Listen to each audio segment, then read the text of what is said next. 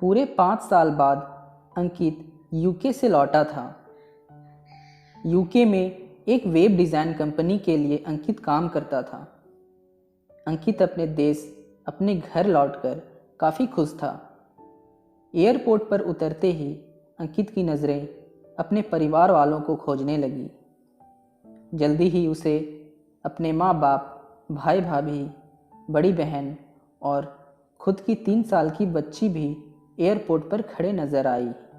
लेकिन उसकी नज़रें अपनी पत्नी सुजाता को खोज रही थी। वो सोचने लगा, ये सुजाता मुझे लेने आई क्यों नहीं, और ऊपर से उसने हमारी छोटी सी बच्ची को भी यहाँ भेज दिया, लेकिन खुद नहीं आई। अंकित एयरपोर्ट पर सबसे हंसी खुशी मिला। फिर उसने सुजाता के बारे में पूछा तो उसकी दीदी बोल पड़ी, भाई वो घर पर ही है, तुम्हारे लिए खाना तैयार कर रही है। वह तो आज ही तुम्हारे आने की खुशी में काम करने लगी है, वरना वो कोई काम करती कहाँ है। अंकित ने अपनी बेटी को प्यार से उठा लिया, लेकिन उसकी बेटी उसे देखकर रोने लगी। लाओ मुझे दो बच्ची को, वह तुम्हें अपने जन्म के बाद देख रही है ना, इसलिए पहचान नहीं पा रही है, धीरे धीरे जान जाएगी कि तुम उसके पापा हो। कहते हुए दीदी ने बच्ची को अपने पास ले लिया। सभी टैक्सी में बैठकर अपने घर की तरफ रवाना हुए। अंकित अपने परिवार से मिलकर खुश था, लेकिन ये बात कि सुजाता उसे एयरपोर्ट पर मिलने नहीं आई, उसे काफ़ी परेशान कर रही थी। वो सोचने लगा, क्या खाना बनाना इतना ज़्यादा ज़रूरी था, मुझसे मिलने से भी ज़्यादा, और वो भी तब जब मैं 5 साल बाद वापस आया हूँ। इन्हीं ख्यालों में घर तक का आधा रास्ता बीत गया। अब उसकी बच्ची उसे देखकर रो नहीं रही थी, इसलिए अंकित उसके साथ खेलने लगा। बाकी का आधा रास्ता भी खत्म हुआ और सब घर पहुंच गए।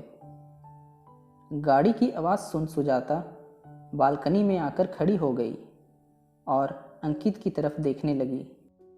अंकित भी जैसे ही गाड़ी से उतरा, उसने पहले दरवाजे की तरफ और बाद में बालकनी की तरफ नज़रें घुमाईं, जैसे वह सुजाता को ही देखना चाहता हो।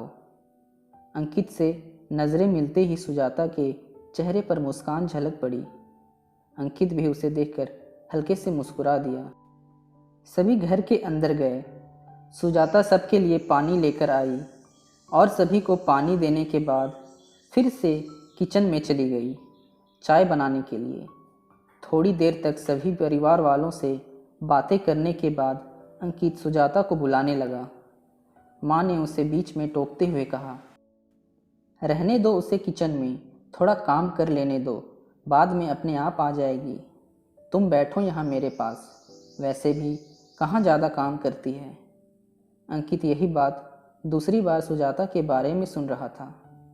अब उसने सोचा कि मेरे परिवार वाले मुझसे झूठ थोड़ी बोलेंगे, हर दिन नहीं होता होगा उसको इतना काम, आज थोड़ा सा है, करने देते हैं, मैं बाद में उससे बात कर लूँगा। अंकित अपने परिवार वालों से बातचीत में मगन हो गया। एक के बाद एक रिश्तेदार और पड़ोसी अंकित को मिलने आते रहे और सुजाता को किचन से बाहर निकलने का समय ही नहीं मिला। मेहमानों के लिए चाय बनाना, नाश्ता बनाना, यही करते करते शाम हो गई। शाम होते ही अकेली सुजाता इस बड़े से परिवार का खाना बनाने में जुट गई। 2 घंटे बाद सभी परिवार वाले खाना खाने के लिए डाइनिंग टेबल पर बैठे थे, सिवा सुजाता के। अंकित चाहता था कि सुजाता भी उसके साथ बैठकर खाना खाए, लेकिन फिर माँ ने कहा, अगर वह भी खाना खाने बैठ जाएगी तो सबको परोसेगा कौन। सभी के खाना खाने के बाद सुजाता ने अकेले खाना खाया। रात को सोने के वक्त अंकित और सुजाता अच्छे से मिल पाए।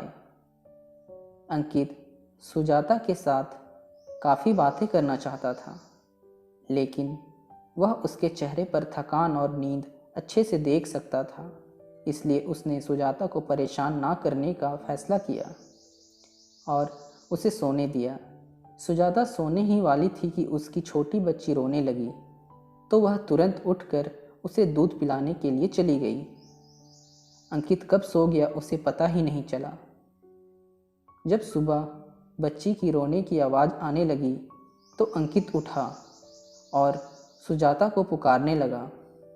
जब वह पास नहीं दिखी तो उसने बच्ची को चुप कराया और फिर से सुला दिया।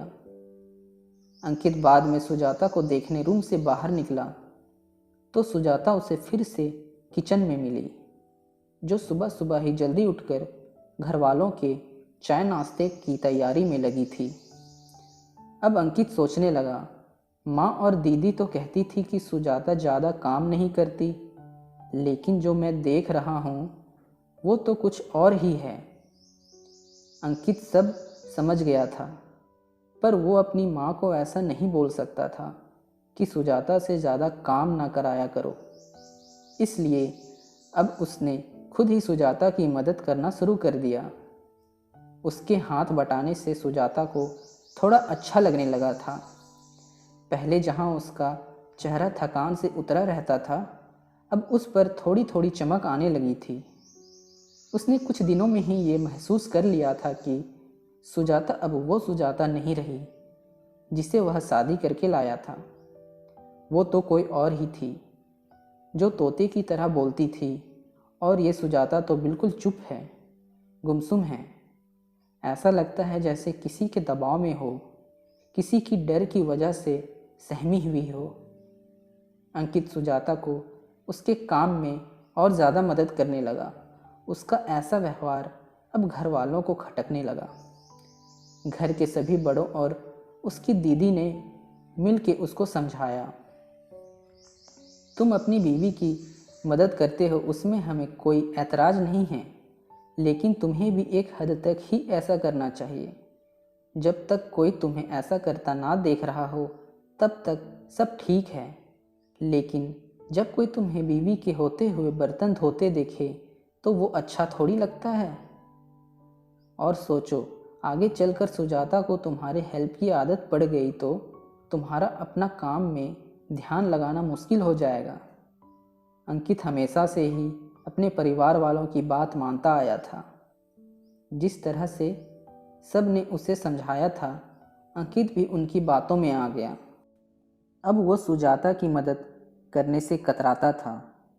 कभी कभार वह बच्ची के लिए दूध गर्म कर लिया करता, उससे ज़्यादा कुछ नहीं।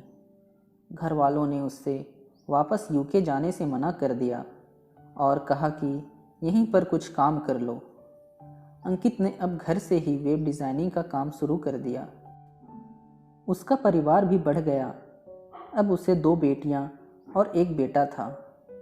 दोनों बेटियां स्कूल जाने लगी थी, लेकिन बेटा अभी भी छोटा था। जितना अंकित कमाता था उतना सबके लिए काफ़ी ना था।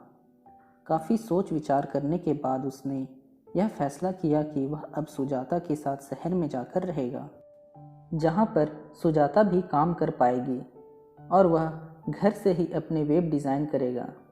इस तरह से वे अपने पैसों की तंगी को पूरा करेगा। परिवार वालों ने भी उसे इजाज़त दे दी। वह चाहता था कि माँ भी उसके साथ रहे, लेकिन माँ को शहर में आना मंजूर ना था। माँ बड़े भाई के साथ रहने लगी।